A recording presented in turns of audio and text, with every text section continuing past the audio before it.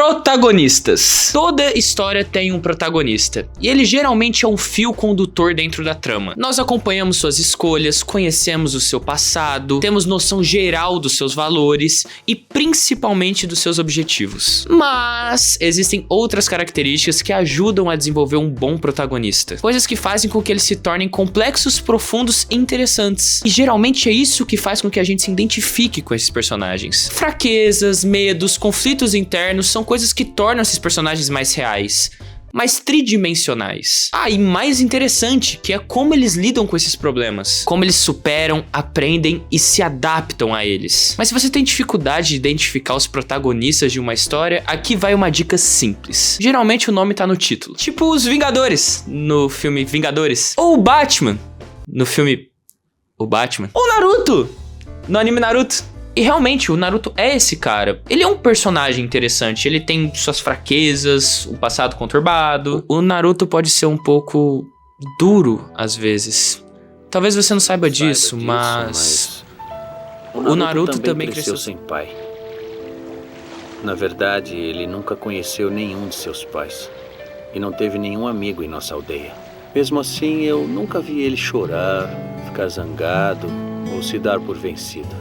Ele é um cara que nós vemos falhando e aprendendo com seus próprios erros, lidando com seus traumas e os fantasmas do passado. Mesmo assim, eu tenho dificuldade de me conectar com o arco desse personagem. Não me entenda mal, eu acho que ele treinou e se dedicou pra ficar cada vez mais forte. Mas quando você tem a Kurama dentro de você, que é basicamente um gerador de chakra infinito, quando você é filho do quarto Hokage e é basicamente a reencarnação de um deus, eu acho que isso deixa as coisas um pouco mais fáceis pra você. E eu sei que ele não sabia disso tudo, mas mesmo assim, sabe? Pra mim fica muito claro que o Naruto tem o que a gente chama de plot armor. Não dá pra acreditar que vai acontecer algo realmente ruim com ele. E se acontece, a gente sabe que com o passar do tempo ele vai se recuperar e seguir em frente. E no final das contas, a pergunta que fica não é se ele vai vencer, mas como ele vai vencer. Eu acho que é por isso que pra mim, um personagem que é um exemplo muito forte de tudo isso é ele, o Rock Lee.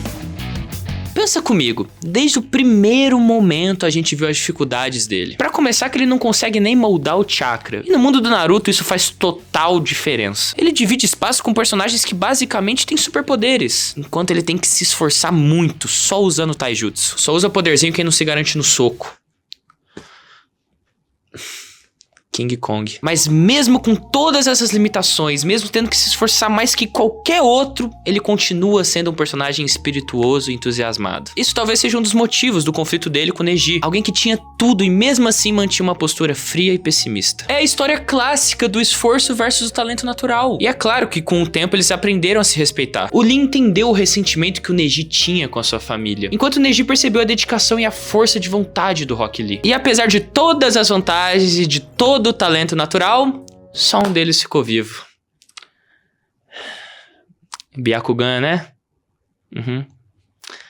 Morte tosca. Mas só esse exemplo simples e essa rixa entre dois personagens terciários, pra mim, foi muito mais interessante do que boa parte dos plots principais. Pra ser justo, eu acho que até esse drama dele correndo atrás da Sakura, completamente apaixonado por ela, enquanto ela tá completamente apaixonada pelo Sasuke, é mais interessante que boa parte dos plots desse anime. E só pra deixar claro que eu amo Naruto. Inclusive, ó, minha capinha é do Sasuke. Pô, na real, eu não devia ter feito isso, né? Mesmo com todas essas limitações, o Rock Lee ainda tá disposto a colocar mais dificuldade pra se tornar melhor. E um grande exemplo disso é esse corte de cabelo. Eu tenho certeza que não vai deixar a vida dele nem um pouco mais fácil. Sabe quando você vai no cabeleireiro novo, ele erra o corte e você é obrigado a esperar crescer? Isso aconteceu comigo no clássico e no Shippuden. E esse cara mantém esse corte a vida inteira. Essa é uma escolha que a gente tem que respeitar muito. Eu acho que isso fica claro pra todo mundo num dos momentos mais memoráveis do anime, que é a luta dele com o Gaara. Até ali a gente já sabia que o Rock Lee era esforçado. A gente viu ele lutando com o Sasuke na época do exame Chunin. E mesmo com o Sasuke usando o Sharingan pra tentar acompanhar os movimentos do Lee, ele perde pra um cara com cabelinho de tigela. Mas quando ele foi encarar o Gaara, isso mudou de figura. Ele pode ser rápido, ágil, o que for, mas o Gaara metia medo em todo mundo. Nessa época, quando o Gaara aparecia na TV, eu me mijava nas calças. Isso não é uma piada. Aconteceu várias vezes. Nossa, e quando a cara dele ficava dividida? Mano, era muito sinistro. E hoje ele tá assim, ó. Tá vendo? É o cabelo, eu falo que é o cabelo. Quando a luta começou, todo mundo achava que o Lee ia sair na pior, mas ninguém tava preparado pro que tava por vir. Uma das lutas mais icônicas de Naruto, mais icônicas da história dos animes. O Lee, ele começa tentando encaixar alguns golpes, só que não tem sucesso. Ele é rápido, forte, só que não é o suficiente. Então a gente descobre que esse tempo todo ele tava com peso nas pernas. Ele já era rápido com essa limitação. Imagina 100. Gente, isso daqui não é 5 quilos. E eu sei, eu vou na academia todo dia, dietinha.